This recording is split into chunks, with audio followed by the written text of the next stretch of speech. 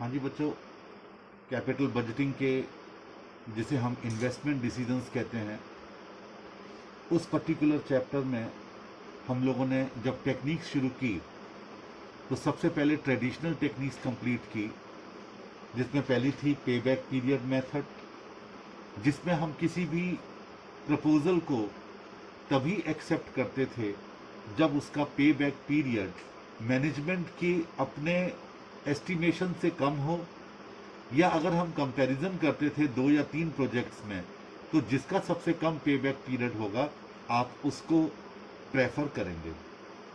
दूसरा मेथड था ARR। ये ट्रेडिशनल मेथड्स थे दोनों। इस मेथड का अकाउंटिंग रेट ऑफ रिटर्न नाम भी था और कुछ कुछ जगहों पर average rate of return method भी कहा जाता था। इसके 2 फॉर्मूले मैंने आपको बताए थे। एक फॉर्मूला था कि estimated average net annual income after depreciation and tax. ध्यान रखिए, पे बैक पीरियड मेथड में हम कैश इनफ्लोज लिया करते थे, annual after tax cash inflows, लेकिन यहां पर आपको इनकम लेनी है, यानी उसमें से डेप्रिसिएशन घटा हुआ होना चाहिए, और उसको हम या तो इनिशियल इन्वेस्टमेंट से या फिर हम एवरेज इन्वेस्टमेंट से उसका आंसर निकाला करते थे। ठीक है, मैं आपकी स्टडी लेकर के बैठा हूं और आपकी स्टडी में ARR मेथड के बारे में जो चीजें कही गई हैं मैं एक बार उसको यहां पर आपके सामने रखना चाहता हूं, जिससे आपका एक बार रिवाइज भी हो जाएगा। देखिए, इसमें average annual net income divided by investment का फॉर्मूला लिया गया है। कहता है the numerator is the average annual net income generated by the project over its useful life. The denominator can be either the initial investment including installation cost or the average investment over the useful life of the project. यानी आपकी study भी कह रही है कि या तो initial investment होगा या फिर एवरेज इन्वेस्टमेंट होगा। Average investment means the average amount of fund remained blocked during the lifetime of the project under consideration. Further, ARR can be calculated in number of ways as shown in the following example. देखिए example है, जरा ध्यान से सुनना। कहता है Times Limited is going to invest in a project a sum of ₹3 lakhs having a life span of 3 years. Salvage value of the machine is 90,000. The profit before depreciation for each year is 1,50,000. Before depreciation 1,50,000. ठीक है। The profit after tax and the value of investment in the beginning and at the end of each year shall be as follows. इन्होंने कहा है profit before depreciation पहले साल में 1.5 lakh, depreciation 70,000। ये 70,000 कैसे आया? 70,000 ऐसे आया कि 3 लाख रुपए तो उसकी लाइफ थी, 90,000 रुपए सेल्वेज वैल्यू है और 3 साल इसकी लाइफ है, तो 70,000 का डेप्रिसिएशन आ गया। तो 1.5 लाख में से 70,000 घटा दिए, कितना बचा? 80,000 प्रॉफिट आफ्टर डेप्रिसिएशन। यहां पर कहीं पर भी टैक्स कहीं बताया नहीं गया। ठीक है, तो वैल्यू ऑफ इन्वेस्टमेंट इन्होंने टेबल करके बताया है। 3 लाख रुपए बिगिनिंग में लगाया और एंड में 2,30,000। ये 2,30,000 क्यों? 70,000 रुपए का डेप्रिसिएशन हमारा, यानी हमारी मशीनरी कम हो गई। 3 लाख की शुरू में थी, अब 2,30 रह गई। एक टेबल बना रखी है इन्होंने। सेकेंड ईयर में 1.5 लाख रुपए का प्रॉफिट, 70,000 का डेप्रिसिएशन, 80,000 का प्रॉफिट आफ्टर डेप्रिसिएशन, और इस बार एंड में 1,60,000 रह गया क्योंकि 70,000 फिर कम हो गया।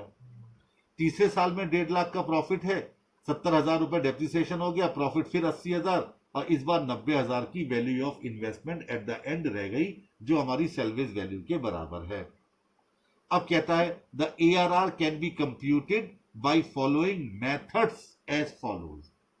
कई सारे इन्होंने मेथड्स हमको बताए। वर्जन 1, पहला वर्जन क्या है? एनुअल बेसिस पर, यानी इन्होंने ARR का फॉर्मूला 3 ईयर्स में लगाया। कैसे? 80,000 को 3 लाख से डिवाइड करके पहले साल में ARR आया 26.67। इनके मुताबिक पहले साल में हमारा इन्वेस्टमेंट 3 लाख रुपए हुआ था। सेकेंड ईयर में प्रॉफिट तो 80,000 ही है, लेकिन इन्वेस्टमेंट 2,30,000 रह गया, तो ये आ गया 34.78। और तीसरा ईयर में 80,000 डिवाइडेड बाई 1,60,000 इंटू 100 यानी 50% आ गया। ठीक है, इन्होंने तीनों का अलग अलग निकाला एवरेज रेट ऑफ रिटर्न, फिर तीनों रिटर्न को ऐड करके डिवाइडेड बाय 3 कर दिया, यानी एवरेज आ गया 37.15। ये खाली मेथड्स डिफाइन किए हैं इन्होंने, खाली मेथड्स, तो ये आ गया 37.15%। अब दूसरा टोटल इन्वेस्टमेंट बेसिस इन्होंने डाला हुआ है वर्जन 2, 80,000 80,000 प्लस 80,000 डिवाइडेड बाई 3, यानी वही आ गया 80,000। ठीक, डिवाइडेड बाई 3 lakhs इंटू 100, ये आ गया 26.67%, जो आपको बताया गया था formula average annual net income divided by initial investment. अब इन्होंने दिया तीसरा वर्जन और उसके ऊपर लिखा एवरेज इन्वेस्टमेंट बेसिस। क्या लिखा? एवरेज प्रॉफिट तो वही लिया 80,000, लेकिन एवरेज इन्वेस्टमेंट के नाम पर 1,95,000 ले लिया। ये 195 कैसे आया? 3 लाख रुपए इनिशियल इन्वेस्टमेंट था, प्लस 90,000 रुपीज का आपका सेल्वेज वैल्यू थी, डिवाइडेड बाई 2, तो इनका आंसर आया 41.03%। यानी 3 वर्जन से इन्होंने ARR के फॉर्मूले को डिस्कस किया है। अब देखिए क्या कहता है, further it is important to note that project में also require additional working capital during its life in addition to initial working capital. उसने कहा है ऐसा भी हो सकता है कि प्रोजेक्ट को अपनी लाइफ पीरियड यानी 3 साल में कुछ और वर्किंग कैपिटल की आवश्यकता हो। In such situation formula for the calculation of average investment shall be modified as follows। क्या मॉडिफाइड हो गया? देखो कैसे किया इन्होंने, half of initial investment minus salvage value. पहले भी यही था, एक मिनट जरा आप कैलकुलेट करो, 1,95,000 आया था हमारा, तो क्या था? Investment plus salvage value divided by 2। इन्होंने क्या कर रखा था उस फॉर्मूले में भी, हाफ ऑफ ब्रैकेट में initial investment minus salvage value, यानी 3 lakhs माइनस 90,000 का हाफ कितना आया? 1,05,000 प्लस सेल्वेज वैल्यू, वही आ गया। ठीक है ना? अब उन्होंने उसी फॉर्मूले में क्या कर दिया, हाफ ब्रैकेट में initial investment minus salvage value plus salvage value यानी पहले वाला, प्लस एडिशनल वर्किंग कैपिटल, यानी एडिशनल वर्किंग कैपिटल को इसमें और ऐड कर दिया। तो ये हो गया, इन्होंने एग्जांपल दिया हुआ है, suppose a sum of ₹45,000 is required as additional working capital during the project life, then average investment will be क्या? वही 1,95,000 पहले आया था, प्लस 45,000, टोटल आ गया 2,40,000।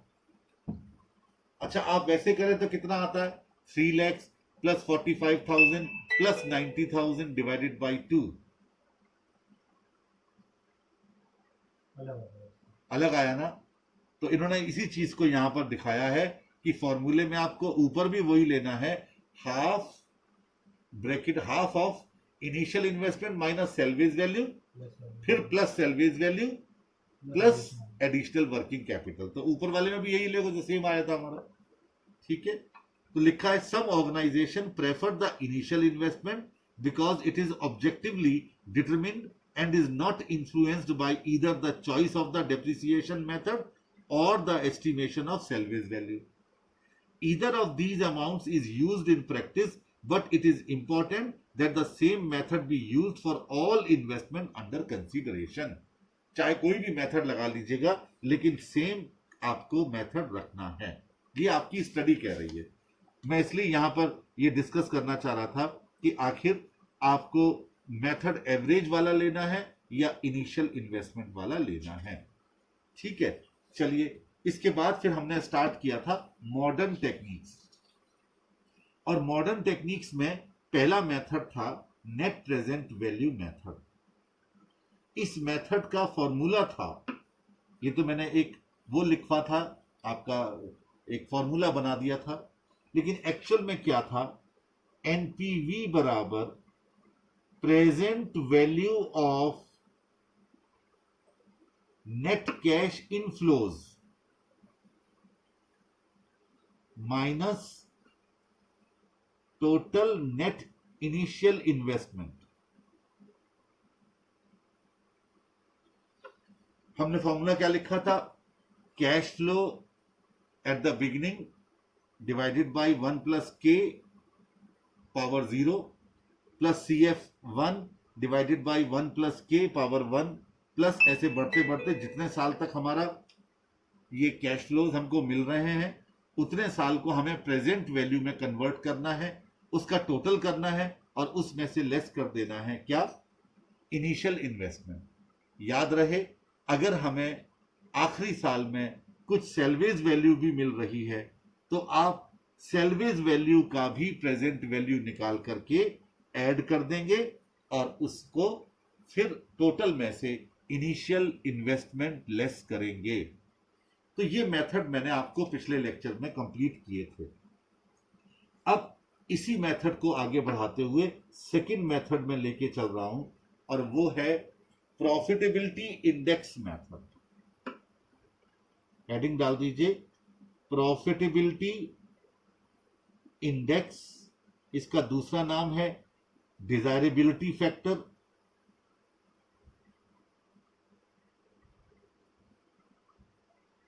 और तीसरा नाम है present value index method.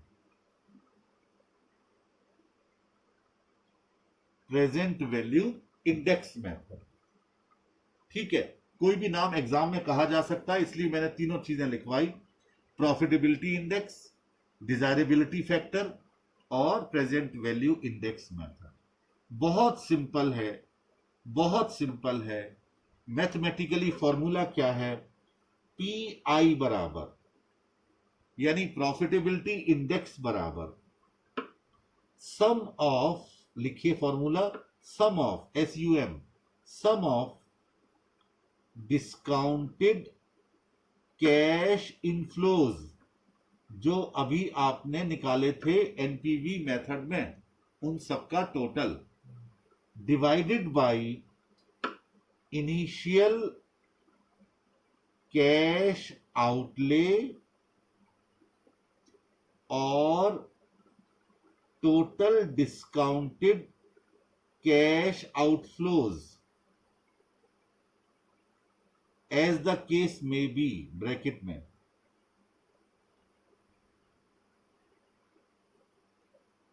As the case may be. अब आपके दिमाग में एक बात आ रही होगी कि सर जब टोटल कैश आउटले लिया जा रहा है इनिशियल, तो फिर ये और लगा करके टोटल डिस्काउंटेड कैश आउटफ्लो क्यों लिखा गया, और फिर आगे ये भी लिख दिया गया as the case may B. क्या भला है, जरा समझो इसको। देखिए बेटे, अगर उस इन्वेस्टमेंट वाले प्रपोजल में, बहुत ध्यान से समझिए, अगर इन्वेस्टमेंट वाले प्रपोजल में खाली पहले वर्ष में ही पैसा लगा है, यानी कैश आउटफ्लो हुआ है, प्रोजेक्ट में इनिशियल पैसा लग गया, बस बात खत्म, तो आप वहां पर इनिशियल कैश आउटले लेंगे। उस वक्त 1 रुपए की कीमत 1 रुपए के बराबर ही होती है, इसलिए उसको डिस्काउंटेड करने का कोई सवाल ही पैदा नहीं होता, ठीक है। लेकिन बाई चांस क्वेश्चन में यह कहा जाए कि पहले साल में तो 10 लाख रुपए लग गए, लेकिन तीसरे साल में 50,000 और लगेंगे और 7वें साल में 80,000 और लगेंगे, अब क्या करें? तो पहले साल वाला तो 1 के बराबर हो गया, तीसरे साल में जो 50,000 रुपया लगा, आप तीसरे साल की प्रेजेंट वैल्यू फैक्टर से उसे मल्टीप्लाई करेंगे और फिर उसमें जोड़ेंगे। और जो 90,000 रुपया आपका 7वें साल में लगा था, तो 7वें साल की प्रेजेंट वैल्यू को उस 90,000 से मल्टीप्लाई करके तब तीनों जोड़े जाएंगे। क्योंकि पहले साल में 1 रुपए की कीमत तो 1 रुपए के बराबर है, इसमें तो कोई शक नहीं। लेकिन तीसरे साल 1 रुपए की कीमत कम हो चुकी होगी डिस्काउंटिंग फैक्टर से, तो कम वैल्यू जोड़ी जाएगी, 50 नहीं जोड़ा जाएगा पूरा। 7वें साल 90,000 लगा तो 90,000 नहीं जोड़ा जाएगा, बल्कि 7वें साल की डिस्काउंटेड वैल्यू को जोड़ा जाएगा। तब जो आएगा उसे कहते हैं टोटल डिस्काउंटेड कैश आउटफ्लोज। और आपने इसे किस में डिवाइड किया? सम ऑफ डिस्काउंटेड कैश इनफ्लोज में। अब कब आप एक्सेप्ट करोगे? जब प्रॉफिटेबिलिटी इंडेक्स 1 या 1 से ज्यादा आएगा। आप जरा फॉर्मूला देखो, आपको अपने आप लग जाएगा कि 1 या 1 से ज्यादा आएगा तभी एक्सेप्ट किया जाएगा। तो if the profitability index is more than 1 or equal to 1, then accept the proposal. और if it is less than 1, अरे भाई less than 1 कैसे होगा कि आपने कमाया पैसा कम और लगा ज्यादा। न्यूमरेटर छोटा है, डिनोमिनेटर बड़ा है, तभी तो 1 से कम आएगा। तो फिर आप क्या करोगे? उस प्रपोजल को रिजेक्ट कर दोगे। और मान लो 2 प्रोजेक्ट आपके सामने हैं, तो जिसकी प्रॉफिटेबिलिटी इंडेक्स ज्यादा होगी उसे एक्सेप्ट कर लोगे। एक ही है तो 1 से कंपेयर करोगे। पॉइंट क्लियर हो गया? तो ये था प्रॉफिटेबिलिटी इंडेक्स मेथड। देखिए कितनी जल्दी खत्म हो गया, बहुत छोटा सा था। पहला एनपीवी मेथड, दूसरा प्रॉफिटेबिलिटी इंडेक्स मेथड। चलिए सर, अब चलते हैं तीसरे मेथड की तरफ। और तीसरा मेथड, मैं आपकी स्टडी को थोड़ा सा ऊपर कर रहा हूं। मतलब मैं जो मेथड करवाने जा रहा हूं वो आपकी स्टडी में तीसरा मेथड आईआरआर लिखा हुआ है, लेकिन मैं उसको छलांग मार करके आपकी स्टडी के चौथे मेथड को तीसरे पे करवा रहा हूं। आईआरआर सबसे एंड में करवाऊंगा, ठीक है? और वो मेथड है discounted pay back period method. Discounted pay back period method. अब देखिए, अभी तक आपने पे बैक पीरियड मेथड निकाला था, लेकिन उसकी सबसे बड़ी ड्रॉबैक क्या था? उसका ड्रॉबैक ये था कि हमने present value of factor, present value of 1 रुपी को ध्यान में नहीं रखा था। वो उसकी सबसे बड़ी डीमेरिट थी, और उस डीमेरिट की वजह से उस मेथड को उतना वेटेज आज की डेट में नहीं मिल पाता।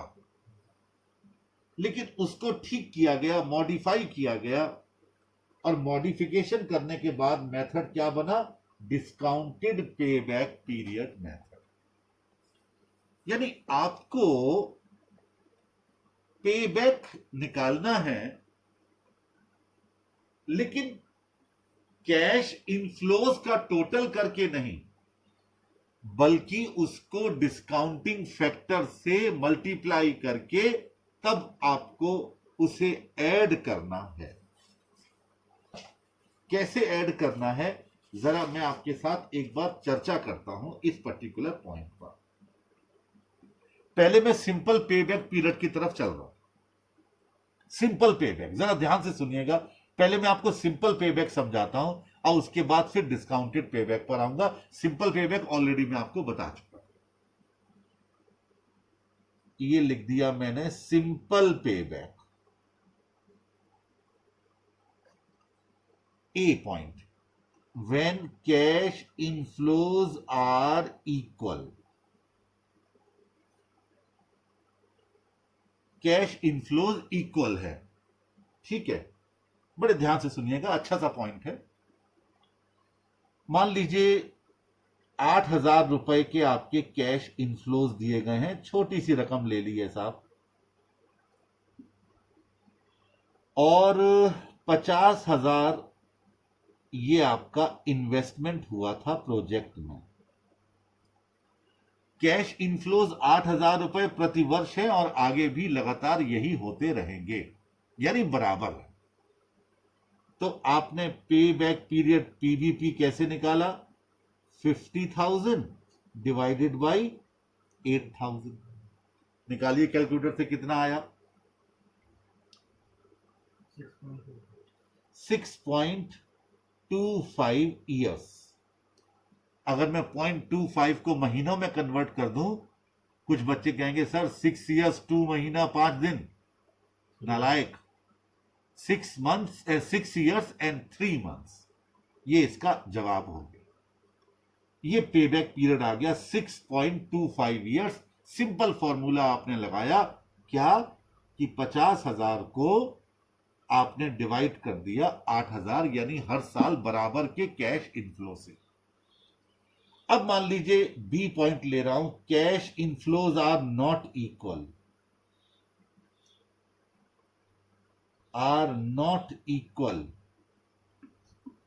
इक्वल ही नहीं। क्या हुआ?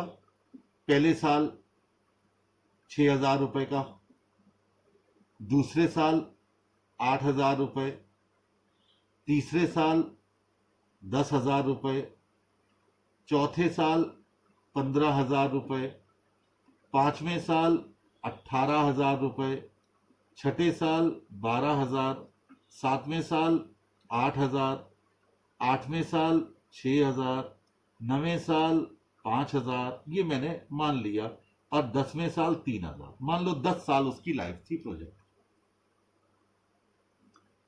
ठीक है। अब पिछली बार तो हमने क्या किया, डायरेक्ट डिवाइड कर दिया, छोटा सा फॉर्मूला लगा करके पेबैक पीरियड निकाल लिया। बट इस बार तो खेल खराब है। दिमाग में एक बात आती है, इन सब का एवरेज ले लिया जाए और एवरेज को 50,000 में डिवाइड कर दिया जाए, पेबैक पीरियड आ जाएगा। लेकिन उससे आंसर गलत आएगा, एग्जैक्ट नहीं आएगा। तो हम लोग क्या करते हैं, इसे क्यूमुलेट करते हैं, क्यूमुलेटिव। पहले साल में 6,000, दूसरे में 14,000, ठीक है, सीएफ निकाल रहे हो, क्यूमुलेटिव फ्रीक्वेंसी। तीसरे में 24,000, चौथे में 39,000। अब जरा गौर कीजिए, पांचवें साल को अगर हम जोड़ देते हैं 18,000 को, क्योंकि पांचवें साल में हमारा प्रॉफिट कितना हुआ है? 18,000, तो ये बन जाता है 57,000, जबकि आपका इन्वेस्टमेंट है सिर्फ और सिर्फ 50,000। तो आप ये नहीं कह सकते साहब पांचवें साल में पे बैक पीरियड हो रहा है, नहीं, ऐसा आंसर नहीं आएगा, गड़बड़ हो जाएगा। तो आप क्या करेंगे? देखिए, पहले साल 1 2 3 4 साल तो हो चुके। अब आप नीचे फॉर्मूला लिखेंगे, पे बैक पीरियड बराबर 4 ईयर्स प्लस। अब पांचवें साल में आपको कितने रुपए चाहिए? 11,000, 50 पूरे करने के लिए, प्लस 11,000 डिवाइडेड बाई 18,000, यानी 18 में से 11 चाहिए, ठीक है, इनटू 1 ईयर। करो ना करो एक ही बात है, ठीक है। निकालो कितना आया? 0.611 0.611। 7.33 मंथ क्यों कर रहे हो आप? ऐसे करो ना, 11,000 डिवाइडेड बाई 18,000 मुझे बताओ। 11,000 डिवाइडेड बाय 18,000, 0.611। बस यही चाहिए मुझे। तो 4 ईयर्स प्लस 0.611, तो ये आ गया 4.611 ईयर्स। ये आ गया पे बैक पीरियड। अगर 12 को मल्टीप्लाई करते तो डायरेक्ट मंथ आ जाते। अब आपके चूंकि ईयर्स लिख रखा है 4 ईयर्स प्लस, तो आप उसमें ईयर्स को ही ऐड कर दो, तो 0.611 ये उसका आंसर आया। 11 में 18 को डिवाइड करके, तो ऐसे निकाला गया पे बैक पीरियड। ठीक है, कब निकाला गया? When cash inflows are not equal. Clear हो गया? अब बात आती है डिस्काउंटेड पेबैक पीरियड मेथड की। आप क्या करेंगे? देखिए, मैं उन्हीं फिगर्स को दोबारा लिख रहा हूं जो अभी लिखा था। 1 2 3 4 5 6 7 8 9 10, ये ईयर्स हो गए, पहला कॉलम बना लिया। फिर कैश इनफ्लोज 6,000 पहले साल में, 8,000 दूसरे साल में, 10,000 तीसरे साल में, 15,000 चौथे साल में, पांचवें में 18,000, छठे में 12,000, सातवें में 6,000, आठवें में नहीं 8, आठवें में 6,000, नवें में 5,000 और 10वें में 3,000। ठीक है, अब ऊपर लिखेंगे heading PV at the rate of, मान लो डिस्काउंटिंग फैक्टर 15% है, 15%, तो आप कैसे निकालेंगे? कैलकुलेटर पर 1 डिवाइडेड बाई 1.15, 0.870 आ गया पहले साल, यानी 15% की डिस्काउंट रेट पर एक साल बाद 1 रुपए की कीमत 0.870 है। फिर इक्वल करो 0.756, फिर इक्वल करो, 0.658, ये लगातार करते जाइए और करते जाइए 0.572, जी, 0.497, ठीक है, और 0.432, ठीक है, 0.376, ठीक है, 0.327, ठीक है, 0.284, ठीक है, 0.247, यस, ये आपका टोटल आ गया। 10 साल का आपकी प्रेजेंट वैल्यू आ गई। या तो इसे आप टेबल में से देखिए या फिर अपने कैलकुलेटर पर कैलकुलेट करते चले जाइए। ये डिस्काउंटिंग फैक्टर की आपकी प्रेजेंट वैल्यू है, ऐसे निकालनी है आपको।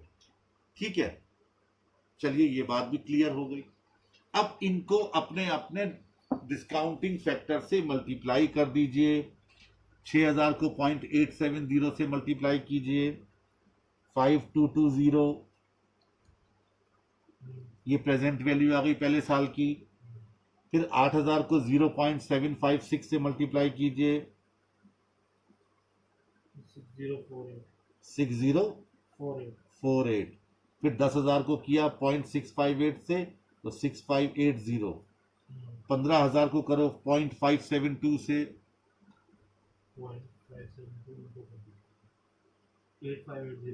8580।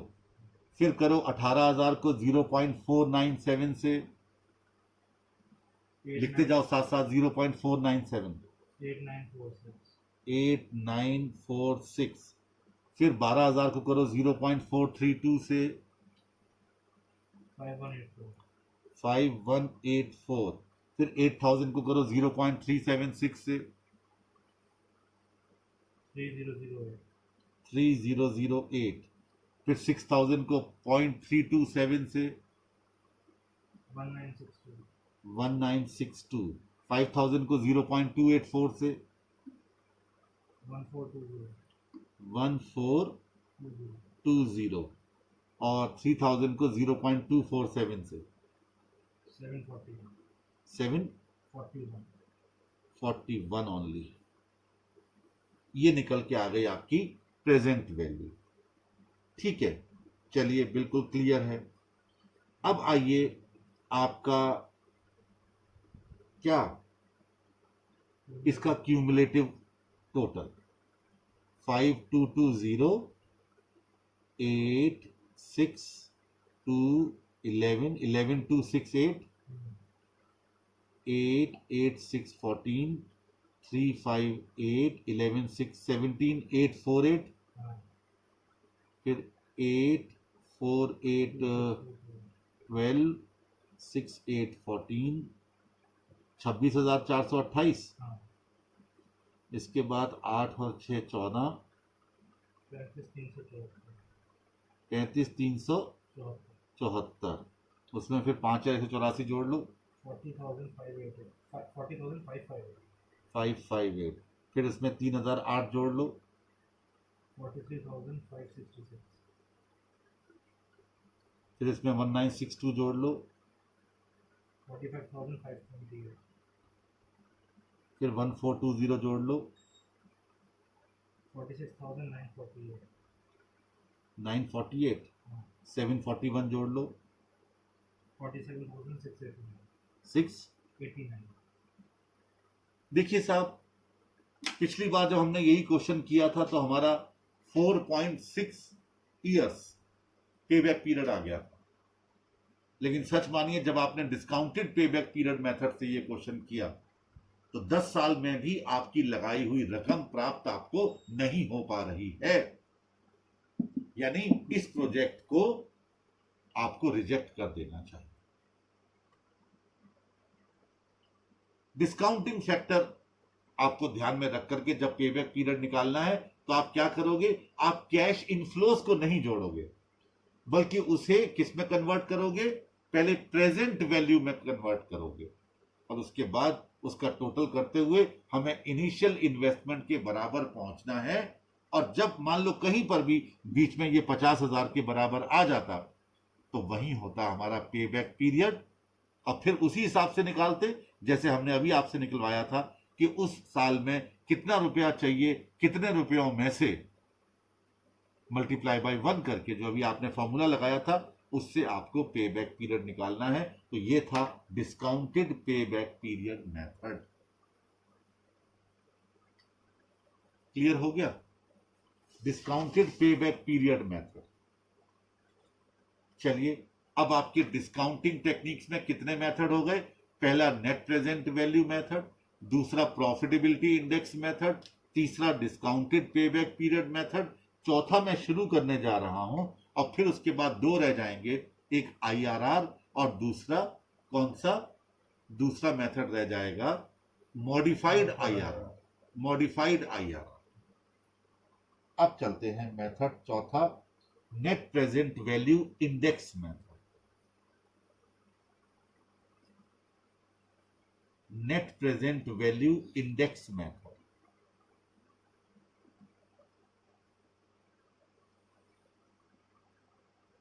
Net present value index method. आपको नेट प्रेजेंट वैल्यू के बारे में बताया था हमने। क्या बताया था कि टोटल प्रेजेंट वैल्यूज आप बना लेंगे ऑफ कैश इनफ्लोज, उसमें से माइनस कर देंगे कैश आउटफ्लो को, जो बचेगा उसे कहेंगे एनपीवी यानी नेट प्रेजेंट वैल्यू। अब उसका आपको यहां इंडेक्स लगाना है। क्या फॉर्मूला होगा? एनपीवी इंडेक्स बराबर NPV divided by initial cash outlay.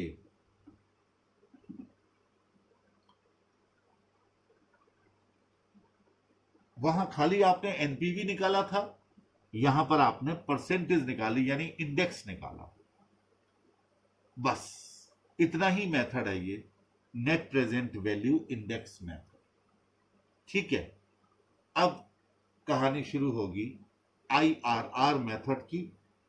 और इस कहानी को शुरू करने से पहले मैं चाहूंगा एक क्वेश्चन करवा दूं मैं आपको और फिर हम IRR मेथड को कंप्लीट करके इस चैप्टर को समाप्त करेंगे।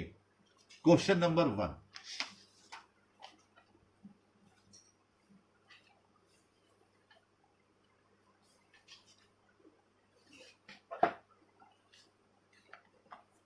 देखिए क्वेश्चन नंबर 1 बेसिक प्रॉब्लम होगा। कौन सी कंपनी लिखी है आपकी बुक में? XYZ limited is a manufacturer of high quality running shoes. यही है। दी president is considering computerising the companies ordering inventory and billing procedure. जो इसके प्रेसिडेंट हैं इस कंपनी के XYZ लिमिटेड के, वो मिस्टर डी हैं और वो चाहते हैं कि कंपनी की ऑर्डरिंग, इन्वेंट्री और बिलिंग प्रोसीजर्स के लिए कंप्यूटर्स लगा दिए जाए। क्या लगा दिए जाए? Computers. he estimates that the annual savings from computerization include a reduction of 10 clerical employees with annual salaries of 15,000 each. 10 clerical employees हम हटा देंगे जिनको एनुअल 15,000 रुपए की सैलरी दी जा रही थी। अगर हम कंप्यूटर लगा लेते हैं तो ऐसा हो जाएगा। 8,000 from reduced production delays caused by raw material inventory problems. जब सारा काम कंप्यूटर से होने लगेगा तो आपका 8,000 रुपए की बचत और होगी, जो हम लोगों को गलती से या डिले कर देते हैं रॉ मटेरियल की सप्लाई में, जो डिले हो जाता है हमारी, क्योंकि कंप्यूटर से अब जाएंगे ऑर्डर तो रॉ मटेरियल डिले होगा ही नहीं। जब होगा नहीं तो फिर हमारा वो जो लॉस है 8,000 का वो बच जाएगा। 12,000 from lost sales due to inventory stock out. Inventory के स्टॉक आउट होने की वजह से 12,000 रुपए का जो हमारा नुकसान होता था वो अब नहीं होगा। And 3,000 associated with timely billing procedures, और 3,000 की बचत हो जाएगी टाइमली बिलिंग प्रोसीजर से। इतनी बचत हो जाएगी, यानी ये तो हमें सेविंग हो जाएगी अगर हम कंप्यूटर लगाएंगे तो। लेकिन अभी हमें यह भी तो देखना है कि खर्चा कितना होगा। चलिए, the purchase price of the system is ₹2 lakhs। System का परचेज प्राइस है 2 lakh and installation cost are 50,000। उसको लगाने की कॉस्ट आएगी 50,000। These outlays will be capitalized, यानी depreciated on a straight line basis to a zero book salvage value which is also its market value at the end of 5 years। यानी 5 साल बाद इसकी value zero रह जाएगी। इसका मतलब डेप्रिसिएशन हो गया पूरे 50,000 रुपए। Operation of the new system requires 2 computer specialists with annual salaries of 40,000 per person। हमें कंप्यूटर चलाने के लिए 2 स्पेशलिस्ट लोगों को भी लगाना पड़ेगा जिनकी 40,000 रुपए पर पर्सन सैलरी होगी। Also annual maintenance and operating cash expenses of ₹12,000। यहां पर कैश शब्द का प्रयोग किया गया क्योंकि आपको कैश इनफ्लोज और आउटफ्लोज निकालने पड़ते हैं, इसलिए। Are estimated to be required. The company's tax rate is 40%। Company का टैक्स रेट 40% है। And it's required rate of return, जिसे आप कॉस्ट ऑफ कैपिटल कहते हैं, फॉर दिस प्रोजेक्ट इज 12%। 12% इस प्रोजेक्ट से हमको रिटर्न मिलने वाला है। यू आर रिक्वायर्ड टू, अब यहां पर क्या क्या पूछा है, कहता है find the projects initial net cash outlay. चलिए शुरू कीजिए, यहीं से सॉल्व करना शुरू करेंगे। हेडिंग डालिए, project initial net cash outflow. सबसे पहले परचेज प्राइस ऑफ सिस्टम कितना था? 2 lakhs। ऐड कर दीजिए इंस्टॉलेशन कॉस्ट कितनी? 50,000। टोटल आ गया 2,50,000। ये पहले सवाल का जवाब हो गया, इसमें और कुछ नहीं करना था। अब सेकंड, दूसरा क्या क्वेश्चन है? Find the projects operating and terminal value cash flows over it's 5 years life. एक बात ध्यान रखिए, जो हर वर्ष हमको प्राप्ति होती है उसे ऑपरेटिंग कैश फ्लो कहते हैं, और जो 6 साल बाद या 10 साल बाद जब उसकी स्क्रैप वैल्यू मिलती है उसे टर्मिनल वैल्यू कहा जाता है, याद रखना। यानी हर साल जो मिल रहा है वो तो एनुअल कैश इनफ्लो हो गया, और जो 10 साल बाद प्रोजेक्ट के बिकने के बाद मिलेगा सेल्वेज वैल्यू, जिसे स्क्रैप वैल्यू भी कहते हैं, उसे क्या बोलेंगे हम? Terminal value. तो लिखिए terminal value.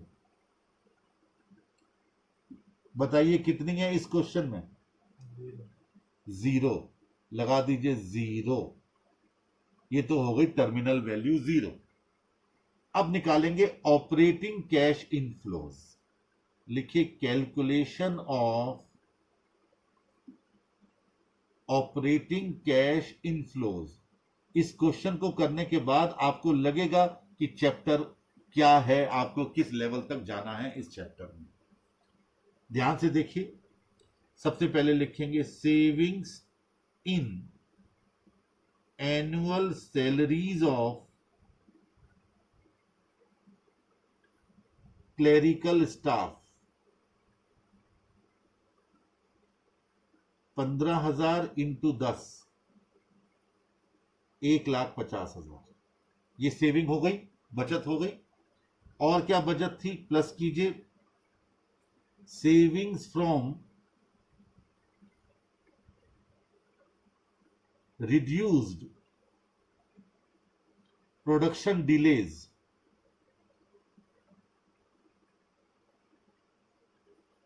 8,000, plus saving from lost sales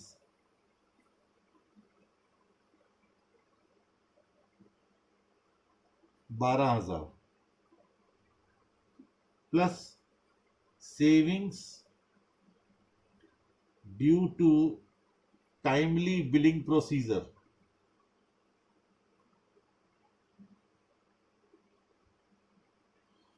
कितना है जी, 3,000। टोटल हो गया 1,73,000। ये टोटल सेविंग्स हो गई। इसे आप कह सकते हैं ग्रॉस सेविंग्स। ठीक है जी। इसमें से लेस कीजिए annual salaries of computer operators,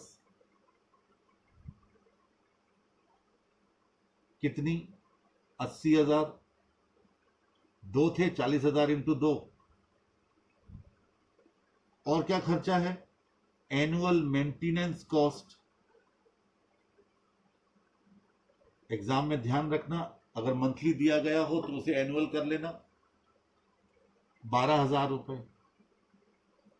ये दोनों घटा दीजिए, 92,000। कितना बचा, 81,000। ये क्या आ गया, cash flow before tax, CFBT। प्रथम बताएं इसमें से और क्या लेस होगा, टैक्स से पहले डेप्रिसिएशन।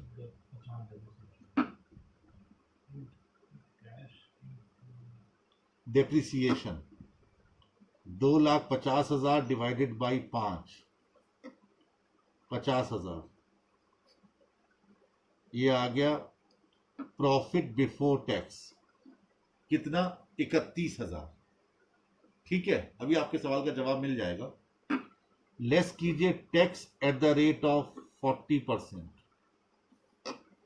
12,000। कितना, टैक्स 12,400। कितना बचा जी, 18,600। अब वापस ऐड कर दीजिए डेप्रिसिएशन। अगर वहां पर आपने डेप्रिसिएशन लेस ना किया होता तो आपका टैक्स गलत आता। ये हमेशा ध्यान रखना इस चैप्टर में, जब भी कैश इनफ्लो निकालना, पहले डेप्रिसिएशन लेस करना है, फिर टैक्स कैलकुलेट करके लेस करना है, फिर वापस डेप्रिसिएशन जोड़ देना है। ये आ गया cash inflow, annual cash inflow.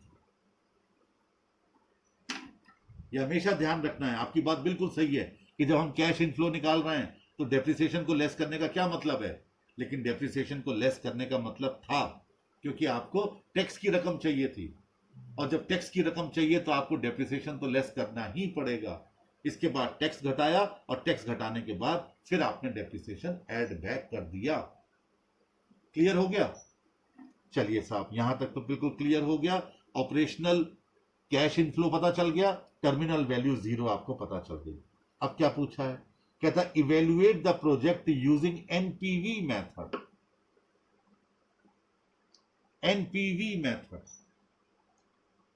अब हेडिंग डालेंगे क्या, स्टेटमेंट शोइंग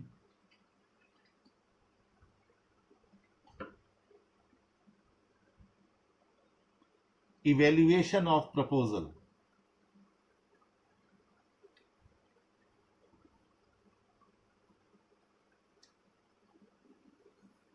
क्या निकालने जा रहे हैं आप? एनपीवी।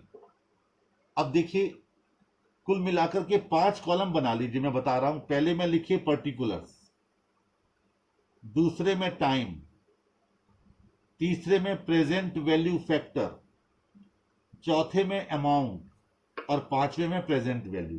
मैं दोबारा बोल रहा हूं, पहला कॉलम पर्टिकुलर्स, दूसरा कॉलम टाइम, तीसरा कॉलम पीवी फैक्टर, चौथा कॉलम अमाउंट, पांचवा कॉलम प्रेजेंट वैल्यू। ठीक है, सबसे पहले लिखिए कैश आउटफ्लो।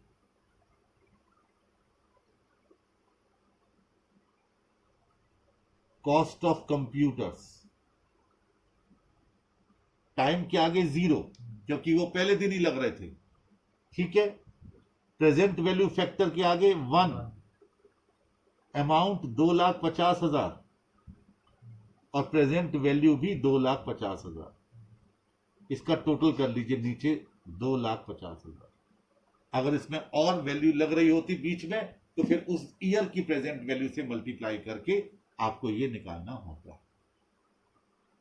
ठीक है, अब आइए कैश इनफ्लोज, वापस पर्टिकुलर वाले कॉलम में, और लिखिए CFAT, cash flow after tax. Time में लिखिए 1 से 5, 1-5 लगातार बराबर है इसलिए। अमाउंट के आगे लिखिए, अमाउंट वाले में प्रेजेंट वैल्यू फैक्टर नहीं, 68,600। ठीक है, अब बात आई प्रेजेंट वैल्यू फैक्टर की। आपको 5वें साल में 1 रुपए की वैल्यू जो हर साल मिल रहा है at the rate of 12%। Question में आपको कॉस्ट ऑफ कैपिटल दे दी गई थी 12%। 12% था ना? यस। तो आपको अब इसकी प्रेजेंट वैल्यू फैक्टर क्या होगा? आपको क्यूमुलेटिव चाहिए क्योंकि हर साल आपको मिल रहा है। अगर 1 साल होता तो आप क्या करते? 5वें साल में निकाल लेते वैल्यू कितनी आ रही है। ये तो हर साल मिल रहा है। Present value of ₹1 received every year after 5 years at 12% discount. या तो आपको टेबल मिल जाए या फिर आप क्या करो, कैलकुलेटर उठाइए, 1 डिवाइडेड बाई 1.12 जितना आ रहा है इसको मेमोरी में डालते जाइए, M+, फिर इक्वल टू M+, फिर इक्वल टू M+, फिर इक्वल टू M+, फिर इक्वल टू M+, 5 बार। अब मेमोरी रिवाइज की वो कीजिए, MRC 3.605।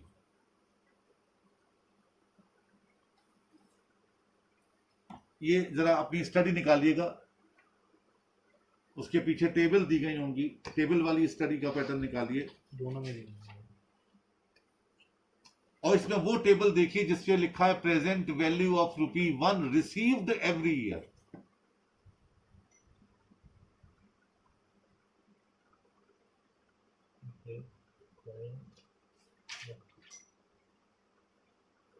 हाँ ठीक है, उसमें देखिए 12% पर 5वें साल में वैल्यू कितनी है? 3.605। 3.605। यही आपकी कैलकुलेटर पर आई थी, 3.6047। टेबल भी मिलेगी एग्जामिनेशन हॉल में और आपका कैलकुलेटर भी साथ में रहना चाहिए, ध्यान से। ठीक है, चलिए रख लीजिए। अब इसको 68,600 से मल्टीप्लाई कर दीजिए।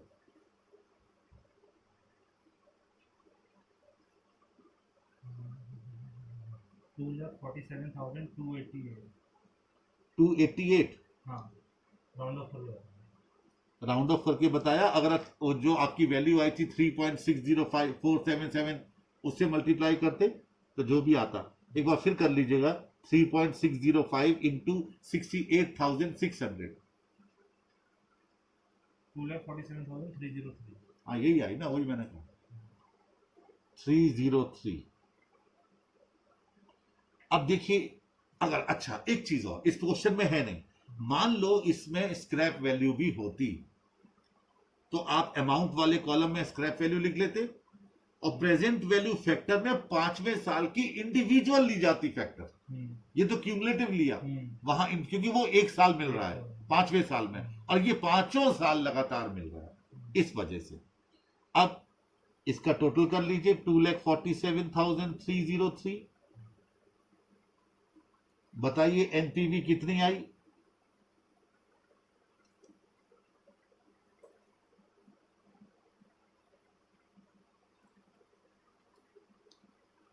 एनपीवी कितनी आई? 2697, वो भी नेगेटिव। नेगेटिव यानी इसके मुताबिक आपको ये प्रोजेक्ट नहीं लेना चाहिए, क्योंकि इसमें आपकी एनपीवी 2697 नेगेटिव आ रही है। ठीक है, चलिए खैर, अब वो तो प्रपोजल लेना है कि नहीं लेना वो तो बात की चीजें हैं, क्वेश्चन कहेगा तब हम इसके बारे में डिसीजन लेंगे। अब आइए चौथा नंबर, क्या कहा उसने? Evaluate the project using PI method. PI का मतलब profitability index method.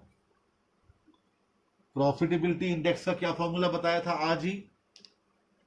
Present value of cash inflows divided by initial cash outflows, यानी present value of cash outflow. Initial नहीं कहना चाहिए मुझे प्रेजेंट वैल्यू कहना चाहिए, लेकिन इस क्वेश्चन में चूंकि सेम आएगी इसलिए मुंह से निकल गया। तो इसका कितना आया था? 2,47,303 डिवाइडेड बाई 2,50,000 कितना आया?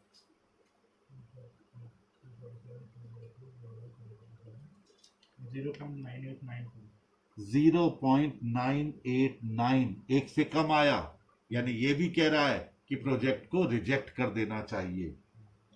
अब पांचवा पॉइंट इस क्वेश्चन का कहता है पे बैक पीरियड निकालिए, कितने सालों में पैसा हमें वापस मिलेगा। इनिशियल इन्वेस्टमेंट 2,50,000 डिवाइडेड बाई 68,600 कितना आया? 3.64 ईयर्स। ये आ गया पे बैक पीरियड। ठीक चल रहा है? अभी तक आप 3 मेथड से निकाल चुके हैं इस क्वेश्चन को, पे बैक पीरियड भी, प्रॉफिटेबिलिटी इंडेक्स भी और नेट प्रेजेंट वैल्यू भी। अब आइए 6th पॉइंट, उसने आपसे क्या कहा? अब ध्यान से सुनिए। Find the projects cash flows and NPV part 1 through 3 assuming that the system can be sold for rupees 25,000 at the end of 5 years, even though the book salvage value will be 0। यानी salvage value तो 0 थी, हमने सोचा था 5 साल बाद इसकी written down value 0। कैसे? 50-50 हजार का डेप्रिसिएशन आपने लगा दिया, 5 साल में वो 0 हो गई। लेकिन आपको कितने में बिक रही है ये? 25,000 में। ठीक, लिखिए सबसे पहले कैश आउटफ्लोज, ब्रैकेट में 0 पीरियड, कितना? 2,50,000। बी लिखिए, ये ए था बी, कैश इनफ्लोज, ब्रैकेट में 1 to 5 years 68,600। अब लिखिए सी, टर्मिनल वैल्यू। अब आपको मजा आएगा एक बात समझने में। टर्मिनल वैल्यू, स्क्रैप वैल्यू कितनी है साहब? 25,000। लिखिए स्क्रैप वैल्यू 25,000, या सेलिंग प्राइस लिख दीजिए एसपी 25,000। इसमें से लेस कीजिए डब्ल्यूडीवी, कितनी? 0, नील। तो कैपिटल गेन कितना आ गया सर? Exactly 25,000 less tax. ये तो कोई सोचता ही नहीं है, एट द रेट ऑफ 40%। कितना? 10,000। तो टर्मिनल वैल्यू 25 नहीं आई बल्कि 15,000 आ गई। टर्मिनल वैल्यू 15,000, ये चीज ध्यान में रखनी है आपको। टर्मिनल वैल्यू 15,000 आ गई। ठीक है, अब वही टेबल आप दोबारा बना लीजिए जो अभी आपने एनपीवी की बनाई थी। मैं शॉर्ट में बना रहा हूं। कैश आउटफ्लो कितना था? 250। इसका टोटल कर दिया 250। अब कैश इनफ्लोज वही कैश फ्लो आफ्टर टैक्स 1 से 5 साल 3.605 आई थी आपकी, 68,600 था, मल्टीप्लाई करके आया था 2,47,303। अब लिखो TV terminal value 5th year, और ये आई थी 15,000, और अब वापस ले आइए अपने कैलकुलेटर को, 1 डिवाइडेड बाई 1.12 कर लीजिए 5वें साल में कितना आ रहा है। अब मेमोरी में नहीं डालना है आपको, 0.567 0.567 टेबल देखेंगे तो भी आपको यही मिलेगा। मल्टीप्लाई कीजिए 15,000 को, 8511 85, एक बार फिर चेक करो, 15,000 इंटू 0.567 8505 टोटल कर लीजिए, 2,55,808। एनपीवी आ गई, इस बार पॉजिटिव आई 5808, यानी अब एक्सेप्ट कर सकते हैं आप। ठीक हो गया, ये एक नया पॉइंट था टर्मिनल वैल्यू का। अब आइए 7वां और अंतिम पॉइंट। इस क्वेश्चन में कहा गया find the projects cash flows and NPV part 1 through 3 assuming that the book salvage value for depreciation purpose is 20,000। Book salvage value 20,000 है डेप्रिसिएशन के पर्पस के लिए, even though the machine is worthless in terms of its resale value. जब resale value हुई तो ये machine worthless थी, zero थी, यानी ये कुछ नहीं बिक पाई, जीरो में गई। अब देखिए इसी क्वेश्चन में प्रेजेंट वैल्यू आपको दे रखी थी, ठीक है, क्वेश्चन में एग्जाम में मिल जाए तो सबसे अच्छी बात। अब क्या करेंगे सर, लिखिए वापस कैश आउटफ्लो, बस ये लास्ट है 2,50,000, 0 ईयर्स। अब थोड़ा सा कैश इनफ्लो आपको बदलना पड़ेगा। कैसे बदलना पड़ेगा, कैश फ्लो बिफोर टैक्स कितना आया था 81,000, पिछला अभी टेबल देख लीजिए 81,000 आया था, जहां आपने डेप्रिसिएशन लेस किया था 50, अब लेस करेंगे 46। कैसे, 2.5 लाख माइनस 20,000, 20,000 सेल्वेज वैल्यू है, डिवाइडेड बाई 5, 46,000 लेस किया, ये आ गया 35,000 रुपए। प्रॉफिट बिफोर टैक्स लेस कीजिए tax at the rate of 40%, कितना 14,000, ये आ गया 21,000। ऐड कर दीजिए डेप्रिसिएशन 46, 67,000, ये आ गया कैश फ्लो आफ्टर टैक्स। ठीक, अब terminal value TV selling price कितना था 0, और WDV कितनी थी 20,000, तो माइनस में आ गया आपका, कैपिटल लॉस आ गया 20,000 का। ठीक है, टैक्स रेट कितना है, टैक्स रेट 40%, तो टैक्स की सेविंग कितनी हो जाएगी अब 8,000। टैक्स की सेविंग होगी क्योंकि आपका यहां लॉस आ गया। ये है इस बार टर्मिनल वैल्यू। अब फिर वही टेबल बनेगी और इस बार 67,000 को मल्टीप्लाई करोगे आप 3.605 से, और 8,000 को मल्टीप्लाई करोगे 0.567 से, जो आएगा उसका कंपैरिजन करोगे 2,50,000 के साथ, जो निकलेगी वो होगी एनपीवी।